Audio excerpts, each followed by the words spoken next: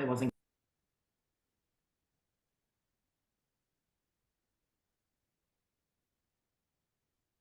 Hi, Jane Marie. It's just you in here. You can feel very comfortable to talk. Hello, Jane Marie. Are you there? She might be just like really like running at the speed of light.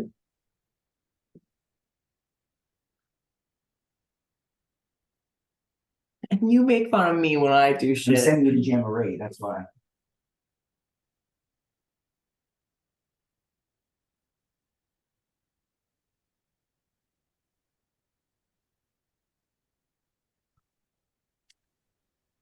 Can you guys hear me? Yes. Hello. There we go. Oh, wow. Background. Is she the cutest background? You can't see me, but hey, Where are you? You can hear like me. The stock background that comes I was like, That's so this is funny. cool. Yeah, I'm not very tech savvy, so In the right place then for that, not me, just me and you. oh my God. Well, go ahead. Go ahead. Jamboree, put your where hold on. Where does Jamboree get out of her? I want to see Jamboree, weirdo. Let's see. Hold on. Where'd I go? Video. So this is Kamira, by the way. Hello. She's been with us for a couple of years. She worked with Cindy Little in our Melbourne office. She was her lead processor there. She is absolutely delightful, and she is now supporting our team. There she is, you gorgeous girl. Hey. I'm scared to even know what I look like. I'm in my like golf shirt and look like I've been running a marathon with that dog. So yeah, so Kamira's just joined our team. We needed the help desperately, and so now we got her. We begged and pleaded for her. So you're going to be seeing emails and stuff occasionally from Kamira. Smelled like camera, but it's Kamira. Yes. Okay. No. Oh. All right, so let's jump on in. Supreme Title Toolbox. Where are the sellers hiding, and how can you find them? Can I just jump in a little so I speak Jan Marie a little bit? You're doing this is your slide anyway. So the cool thing, Jan Marie, is that since you live out in Vieira, this might be very, very interesting for your area. We use Rose in my area as example, but obviously Vieira has some very interesting target markets that I think you're going to be able to lock in on, especially if that's the area you want to farm. If it's not, you know, it also there's different places, but I know that you specifically live in Vieira, so I hope that you give us plenty of feedback on this. I also think that because of your experience and the type of properties you normally sell, that you are able to have slightly more conversations with people that maybe a sophisticated, not as experienced realtor could not have. And you'll find out a little bit more on why that is. But I just wanted to talk into it a little bit so that you kind of it resonates with you as we move forward with the presentation. So basically, it's who is selling and why. Right now, the only people that have to sell, and we're recording this just so you know. Oh God, you take my face off this. Right. The only people that have to sell are have reasons to sell. So, and those are life events, mortgage default, divorces, affidavits of death, probate, the age of the owner, like our fathers, bankruptcy, IRS state tax liens, older people that might not want to be in situations like that. So there's a very specific market to this. The national average, meaning the number, let me move this a little bit so I can read this. Hold on. So there's a national average of turnover rate right now, which is 4%. Out of every 100 homes, 4 will sell this year. 96 will not be selling this year. The higher the turnover rate equals the higher numbers of sellers, which equals the higher number of listing opportunities for you.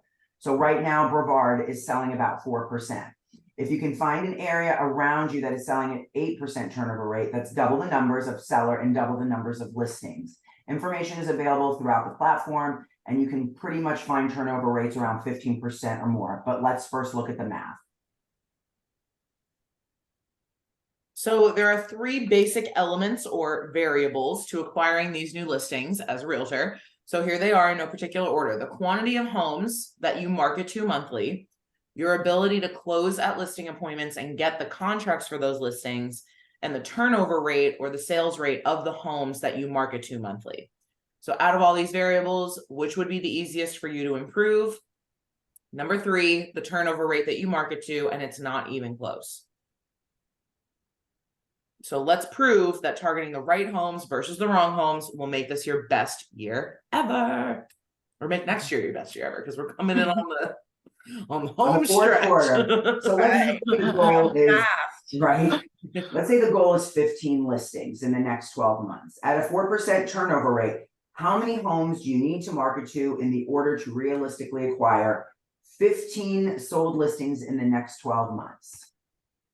So let's do the math. The goal again is 15 listings in the next 12 months. At 1,000 homes at 4%, you're going to get possibly 40 home sales. And it goes down 750, 30, 500, 20, 370, 15, and this is all at 4%. Are you going to get a listing appointment on every one of these homes? Probably not.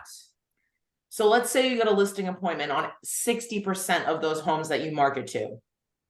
1,000 homes at 4% is 40 sales. And when they say sales, they mean that the responses to your marketing.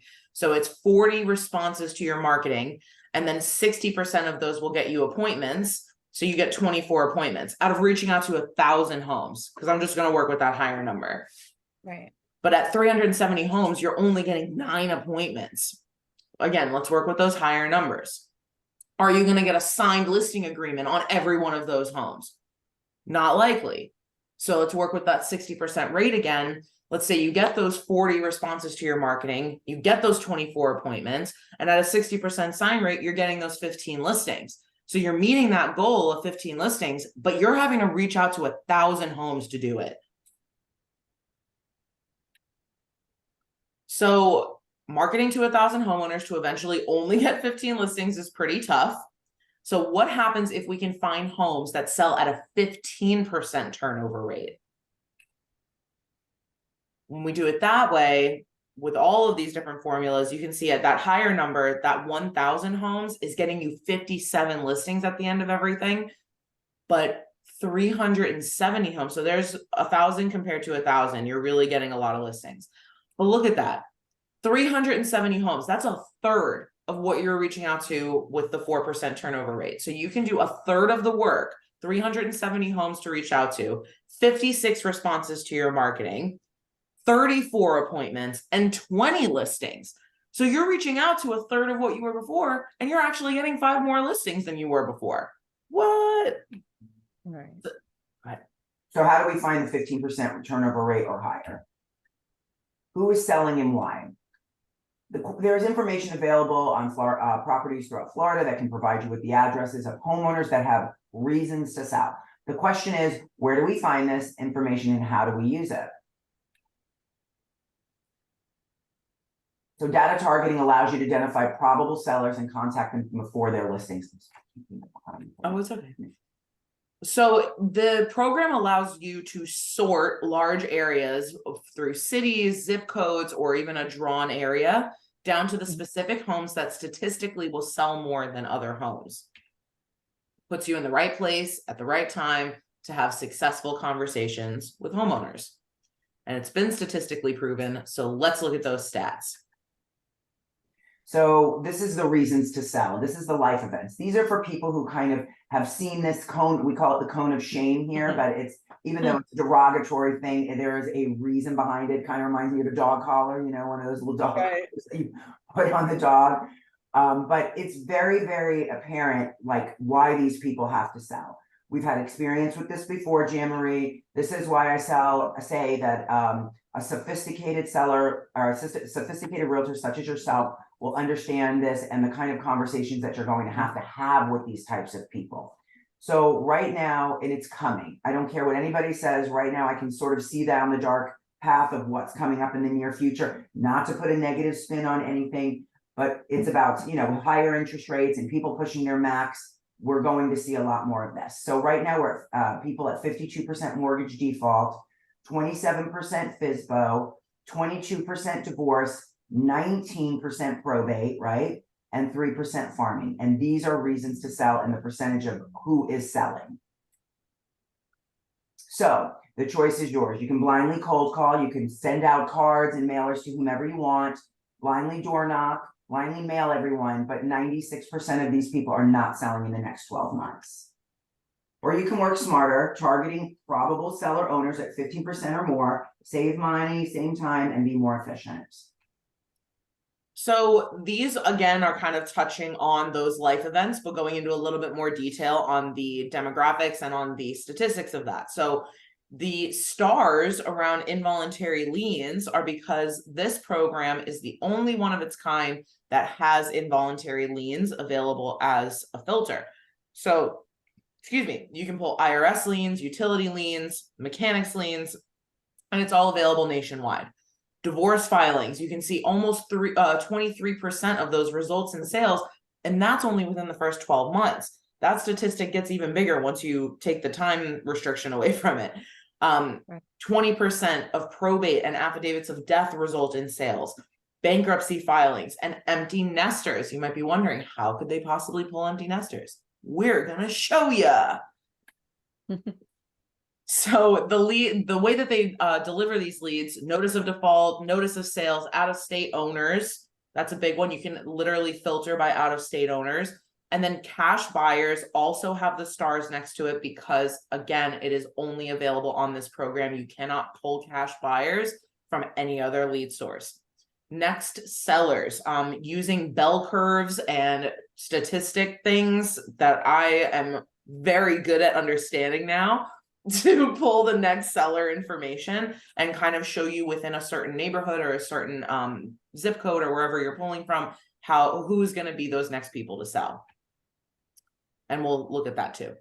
So the data that is being delivered to you, phones and emails. So 5 cents for a phone number, 7 cents for an email. Super inexpensive. We're hosting the platform for very specific agents such as yourself. I'm sorry about that, Rosie. Okay. We're some, so with being able to host this for you, we're able to pass on a much deeper discount. Right. I know one of the main questions usually is about the do not call registry. So they don't scrub it, but they do mark it. So if they scrubbed for the do not call registry, it would make them more expensive to purchase for you. So they said no to that because they wanted to keep it inexpensive. But they do put a red dot next to the phone numbers who are on the do not call registry. Okay. So mortgage and equity information, you can pull loan to value ratios in certain neighborhoods. You can pull to see who has HELOCs. You can pull to see the loan date.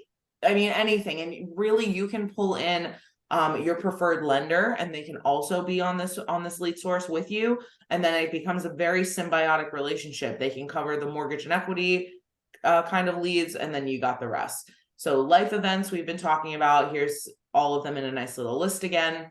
Net sheet calculators. We actually were considering getting rid of Supreme Agent 1, that other app that we have for quoting and marketing, because the net sheets are so awesome on this website. They're realtor geared. Very realtor geared. They have street view, aerial view. It pulls the comps. The net sheet has a lot of different fields to customize, concessions and negotiations. The reports that you can pull, like I just said, profile with comps, property profile with demographic data, school data, a single page profile, just like a quick view of a home, buyer tax estimate, AVMs, all of it right here on one site. So this slide kind of just shows you the difference between how the lists pull from regular or other lead sources versus this lead source. So other lead sources, it's all static. You're going to export the Excel spreadsheet and it's just going to be what it is. It's flat and nothing changes about it because you've already exported it.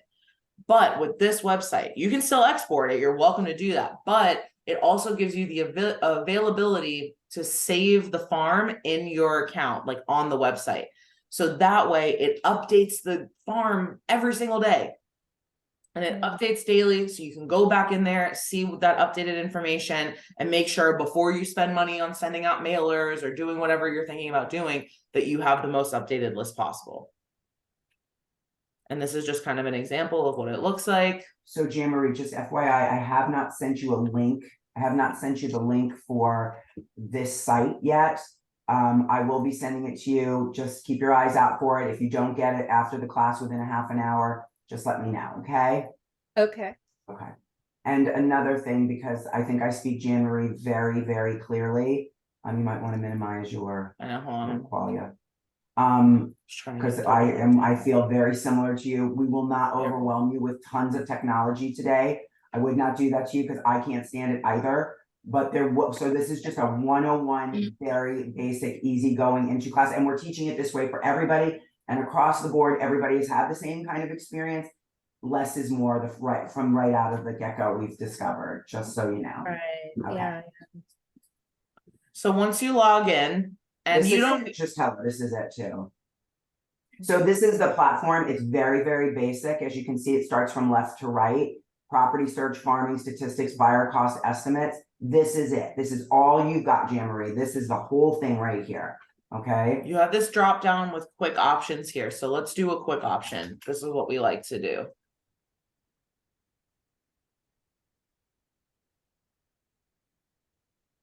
Are you gonna pull it? This is my location. Hold on, I started. Let me log out and log back in again.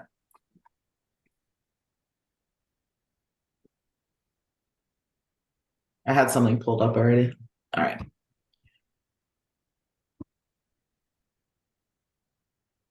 There we go.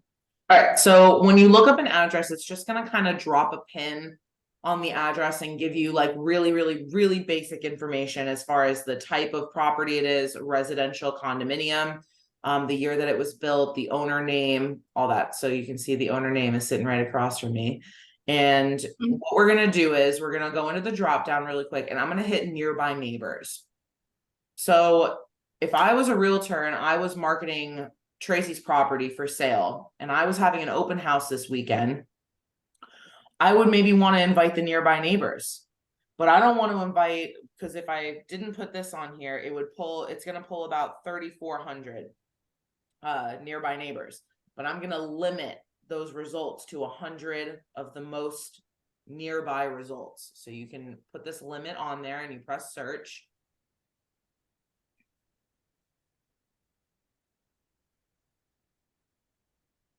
And like I said, it's going to pull about 3,400. So it takes just a minute to pull a list that big. All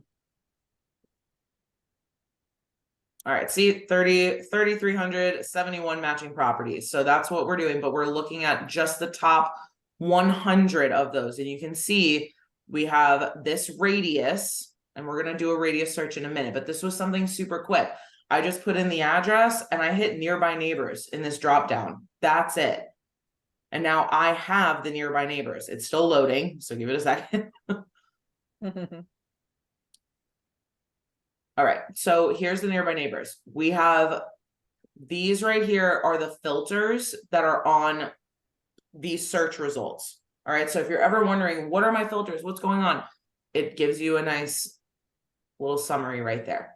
Right. We're gonna we limited the records to 100. I could always take that off, and then it would show me the total count of 3,300. But this is what I got for nearby neighbors. And yes, I'm going to send out these mailers to all of the nearby neighbors within that 1 mile radius of Tracy's property. So Right. that's just a super quick way of doing that. Also, this button, this green button, green means go, Jane Marie, right? So we are going to press green because these new possible leads out of these nearby neighbors are the people who have reasons to sell. These are those life events that we were talking so much about. So Right. they seem to be in a good place for the most part, but one person has a lien and one person is a cash buyer. So for the lien, that's kind of a no-brainer. You know, you're going to pick up the phone and just kind of give them your pitch, and they're in a position where they are kind of needing to sell. Gee, most Rose, likely. why do people have to sell if they're cash buyers? I was gonna ask you that. Well, obviously, cash buyers, obviously they have liquid cash in their home, which means this is a good opportunity for a sophisticated realtor such as yourself to help them invest this money in a duplex, a triplex, a quadplex. I mean, a lot of people will take cash out. And I can tell you right now, in the last 18 to 24 months at Supreme Title, I would say over 70% of the people who've purchased homes, a lot of them, most of them, 70%, I think it was, I asked Tracy the number, 72% have purchased with cash. Yeah. So we've got a lot of cash buyers out there. Yep. Absolutely. So that's a really quick view of that. So anytime you're going from one thing to the next, always clear your search. This is a very important one. Clear your search. So now we're starting from scratch, and we're gonna work in this tab today in farming. So I'm gonna go to farming, and there's 3 ways to search. That's it. So you have your saved farm. So if you have a saved farm, whether it's one that we save for you or you save for yourself, it's right here in Save Farms. We didn't even mention that. So if you're out and about and you're super busy and you don't have the time to run a farm for yourself, reach out to Tracy or I or Kamira. Ask us for the farm. Just give us the address, say what kind of farming you want as far as like the filter. Say, I want the nearby neighbors for this address, or I want to see out of state owners for this address, in the 1 mile radius. And if you just give us that, we'll save the farm for you right into your account. We can do that for you. So, all right, we have the 3 types of searches: a radius search, a boundary search, and an area search. So an area search just takes you immediately to the information. It doesn't have you interacting with the map. So this is where you would put, like a zip code, or you can other available fields, and you can add all of these different things in there if you need to. So like the type of ownership, or the mailing city, or the type of subdivision. Like I used that one the other day. If it's an individual owner or like owned by an LLC, things like that. So you can always search that way, just straight to the information and not interacting with the map. But we are going to interact with the map. So I'm going to go to a radius search.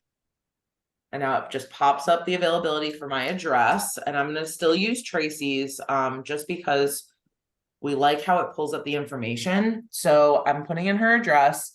It's putting its own little pin, but then I'm going to drop my pin. See, I have it attached to my mouse right now. So I'm going to drop it right there. All right. And now up here, you can see the radius kind of defaults, but I want to put it to 1 mile. Now, what do we notice about this circle? Like half of it is in the water, right? So it doesn't really matter so much that your pin is directly on the address. We want the radius to really pull a lot of information. So I'm just going to pull the radius just a little bit more toward the center landmass so that I can cover more ground. Now I could press get count, and it's just going to show me all of the properties that are within 1 mile of Tracy's address. That's what I would get if I said get count. And then filters, we want to add filters. So if we got the count for just that, see, it's 3,600. So this is just properties. There are 3,600 properties within 1 mile of Tracy's address with no filters on it. All right, so for your available filters, all of these ones are free. Everything here is free. The only time you're going to be spending any money is when you come over here into Premier Data. So right now I'm going to come over to custom filters, and I'm going to do the empty nester filter. So you can see how they pull that. It's 30 plus years of ownership and 3+ bedrooms. Yes, it's an assumption, but it's a really educated assumption. Right.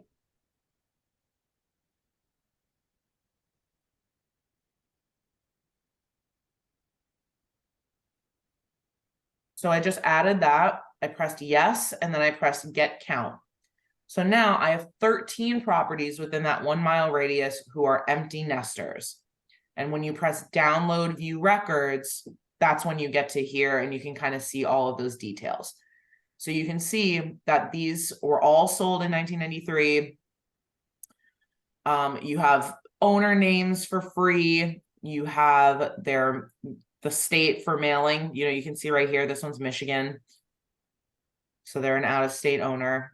You have the property type for free. You even have the track number. You have all this information is completely free. Can I point something out to Jean Marie real quick? Yeah, of course. If you go to the right a little bit, Jean Marie, you'll see some interesting stuff, just so I can point this out to you.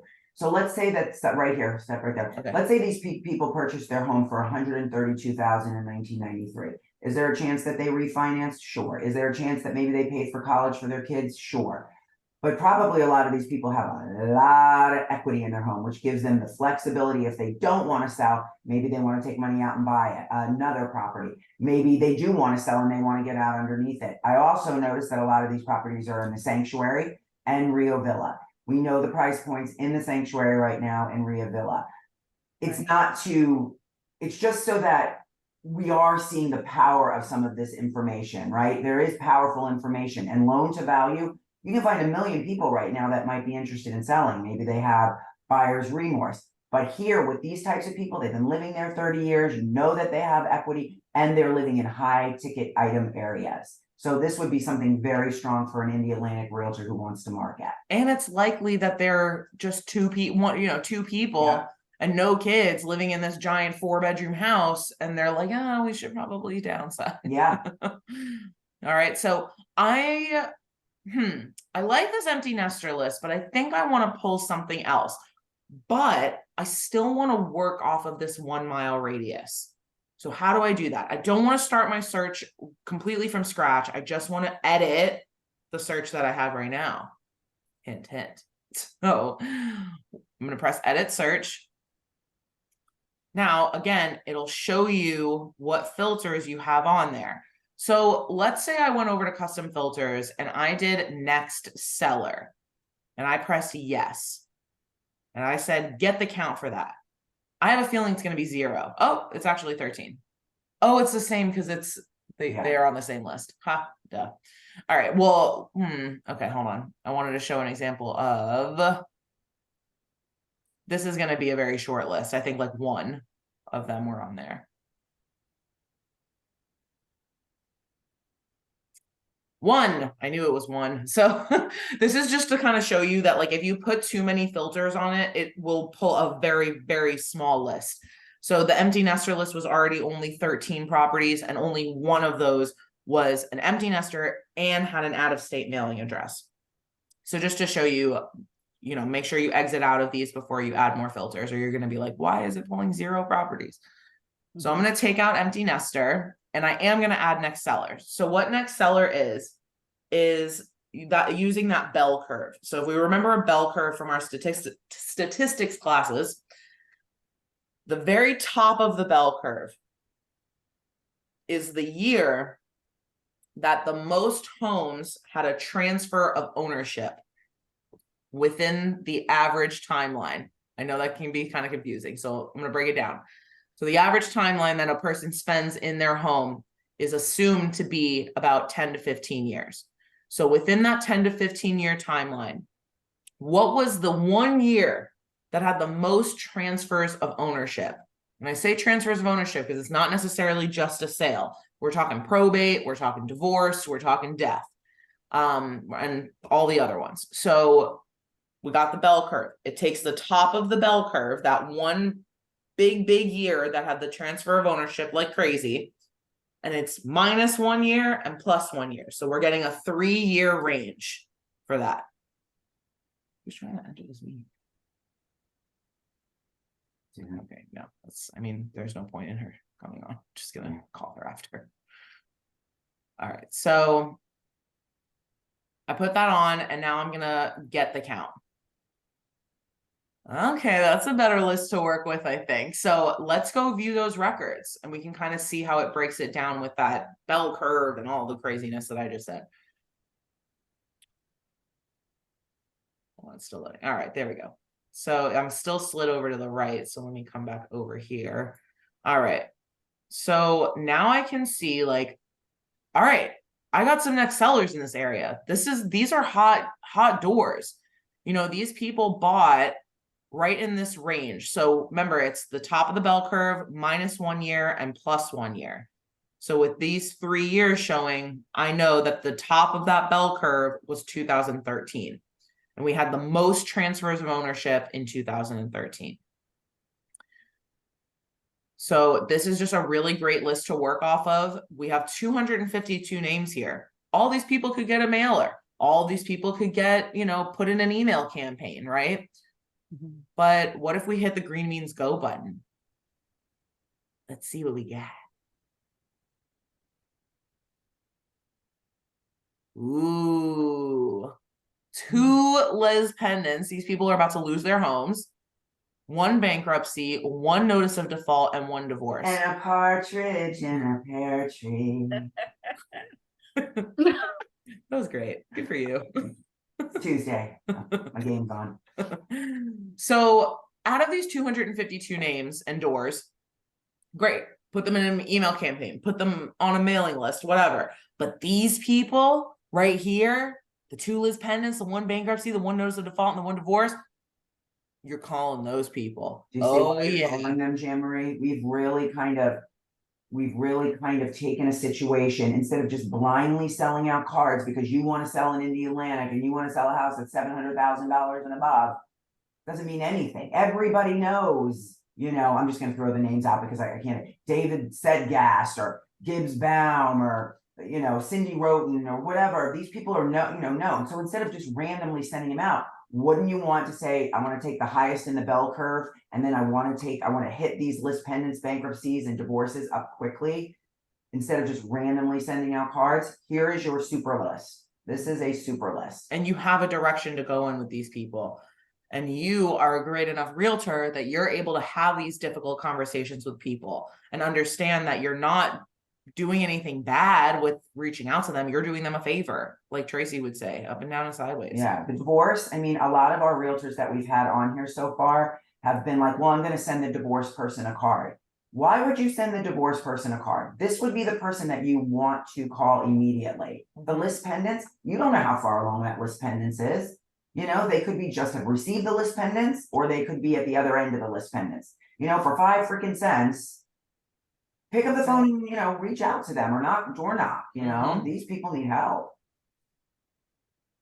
Right. So just so you know, when you hit that and you have the buy right here, so you say buy, now it adds it as a filter. So you can go in over here.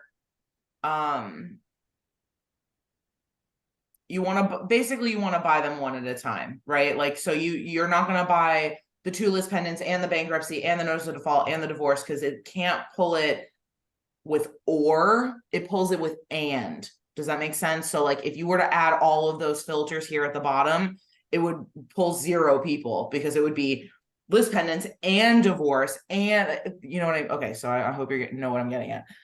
Yeah. So what you do here, this is just paying for the Liz pendants information. If you wanted to add the phone and email on there, you have this information, you come up here to Premier Data, you go to phones and emails, and now you can see all of our filters are still there, and we still only have 2 properties. And now I'm going to select both phones and emails because I want both. I'm going to get the count. When in doubt, green means go. Get the count. Like just green means go every time. So 2 properties, you're paying for the Liz pendants information, and you're paying for 2 phone numbers and 2 emails, and it's 34 cents. Pretty cool. And you can see right here, your card will be refunded the difference for addresses where a phone or email is not found. Obviously for 34 cents, you could care less, I know.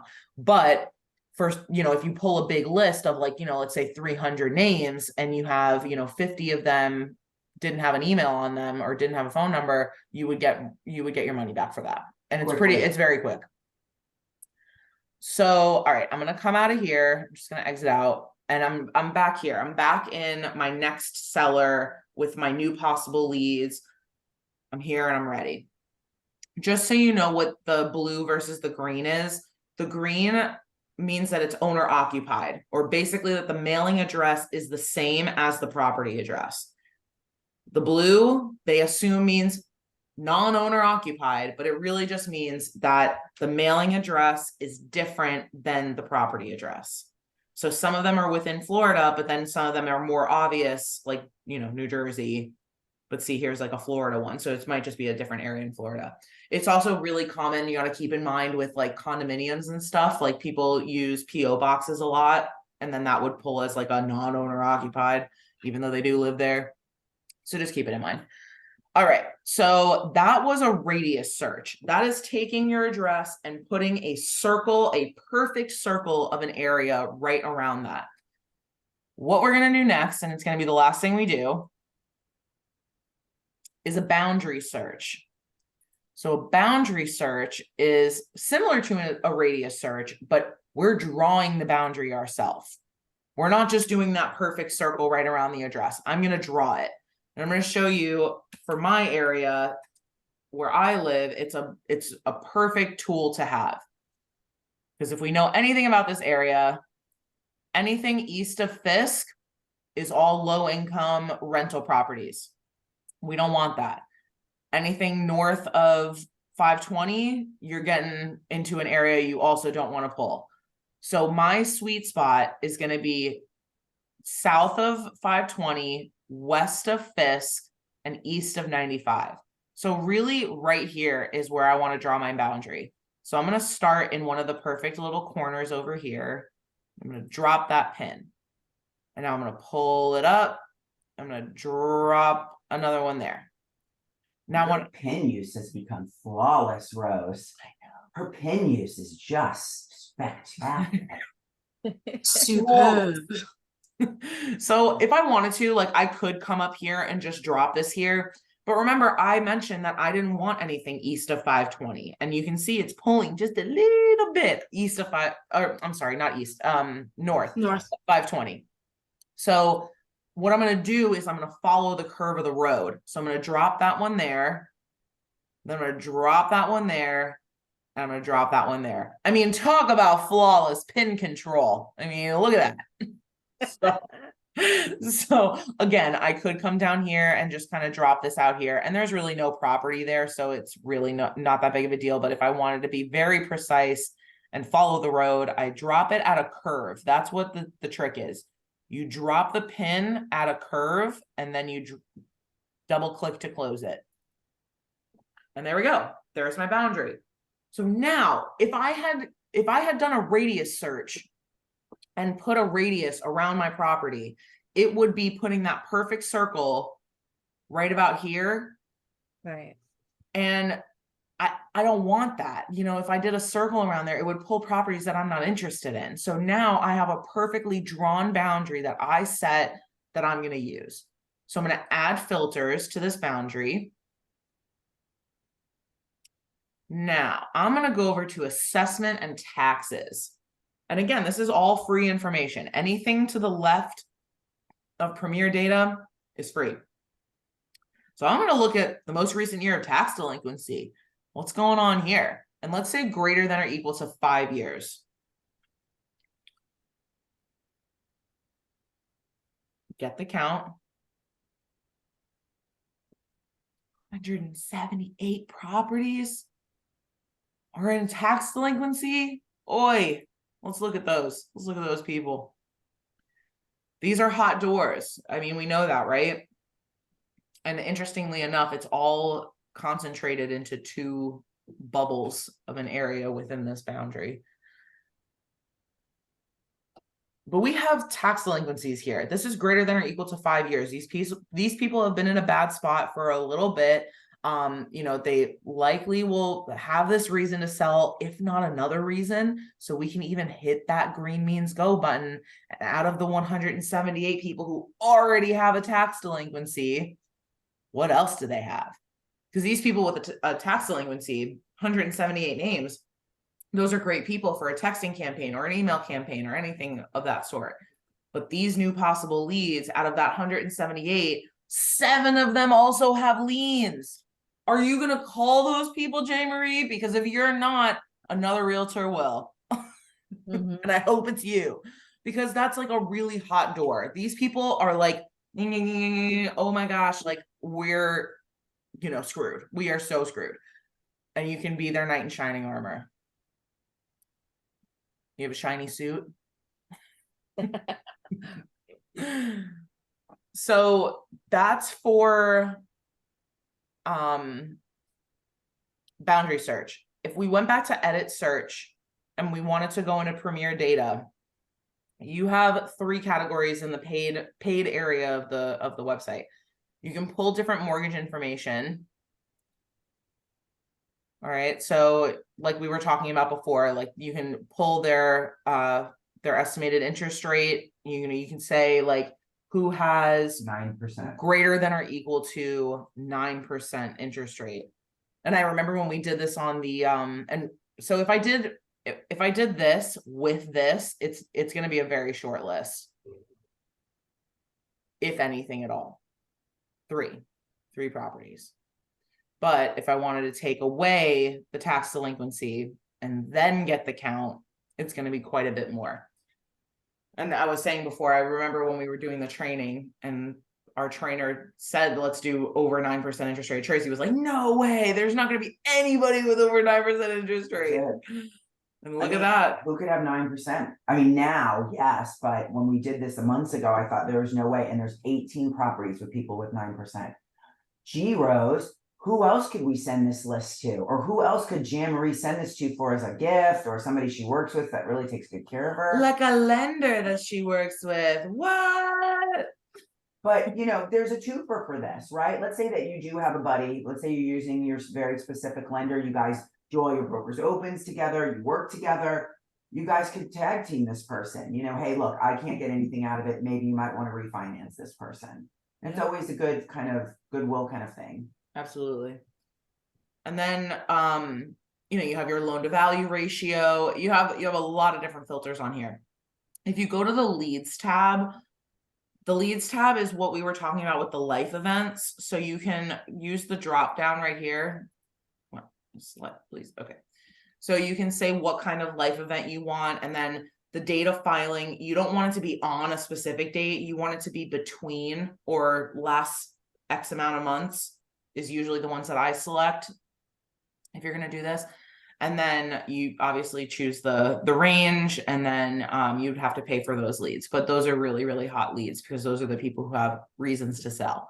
Remember, if you're going to do something like this, so right now we have the mortgage information, but it's only the mortgage information. If I wanted to add phones and emails to this, I have to go over to the phones and emails tab and select both phones and emails, and then purchase it at that point. And it's still, I can check, has my filter on there of that interest rate being over 9%, but now I have that with the phones and emails that I need to reach out to these people. All right. So do you have any questions? Is there anything you want to see? No, I think if I were to be able to just look back through this again, or like that link she was going to send me would be good. Mm-hmm. See. All right, yeah, please play with it. We're gonna pull you in for like a part 2 where we're gonna go over the statistics tab, and then like a little bit more of the stuff in here. Real quick, I'll just show you the profile. Oh, nice. Yeah. It's cool. That's good. Yeah, and it's good comps. I mean, I was selling my investment property with my parents a few months ago, and our realtor who we were using down south in South Florida, she pulled comps for us, and she pulled like 2 of them. And then I actually pulled comps on here. Like I did my own property profile and I pulled like 6 comps on here. That's awesome. Yeah. So it was just different. Like, I'm not saying my comps were better than hers or whatever, but it was just like a different perspective that I got to have on it, which was nice. So right here, you can set your parameters, you know, it defaults to this automatically. And then, you know, you can set it to whatever you want as far as the distance, you know, go out 2 miles, you can go out 18 months, update those results.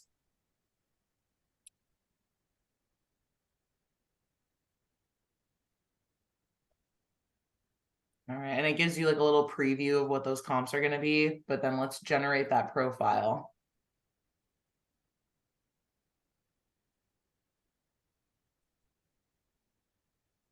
This website is so easy to navigate, Jane Marie.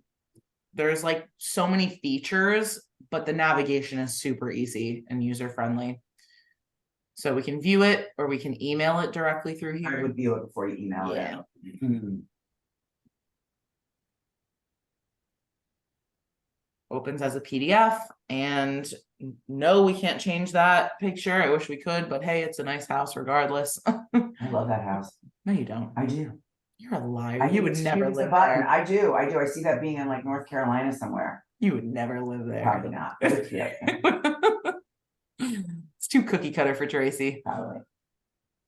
All right. So it gives you a summary of the owner information, property characteristics, the sales and loans and different transfers of ownership, assessment and tax information. And then we have that aerial view. That's where we are right now. Hi, Kimberly. Tracy, let's go to the pool. All right. So title changes again. Cocktail hour yet? No, just kidding. See there, all the title changes, and like I always say to everybody, all the boys I've loved before. Mortgage information, purchase information, If you know about it, subdivision. I mean, you really, I know you can find this information on your own, Jammery, but there's a lot of information that's right here. That's what, it's like all here now. It's all in one Yeah. place. Like you don't have to go over there for that thing and then go over there for that thing and do that over there and then go back and do that thing back there. And it's just, it's all right here. And then here we go. So there's the comps that we have for this property. And I did go out 2 miles. So that one's pulling it a little bit farther, or I guess this way. So we all know, I'm sure you know, Jammery, that usually a appraiser won't go out that far, but depending on the market and depending on our current situation, there's sometimes just nothing you can do about it. And this might be one of those situations because it's tough right now to, you know. And just a varied perspective, you know, if sellers are giving you a hard time about something, I don't know what it would be, but you could always, you know, adjust things and be like, hey, look at this. Right. So it gives you like kind of a summary of them, and then it does break them down. So it opens it up and kind of gives you a lot more information about each comp. Lists them out. We had quite a few. And then an area sales analysis. Nearby neighbors map. Remember we were pulling those nearby neighbors at the beginning. And you can actually, right here, you can actually press that button and you could pull those nearby neighbors like right away with the click of one button for this address. Same thing with the next sellers that we were looking at. Remember the bell curve we were talking about? So this is that bell curve and you can view all those records and pull that too. And that's it for the property profile. But that's a pretty cool profile for something quick and easy like that, right? It is. Okay. I mean, you can tell me if it sucks, like, please. No, so we're gonna turn this off because we're done with it now, but let's have a conversation really quick. All right, hold on.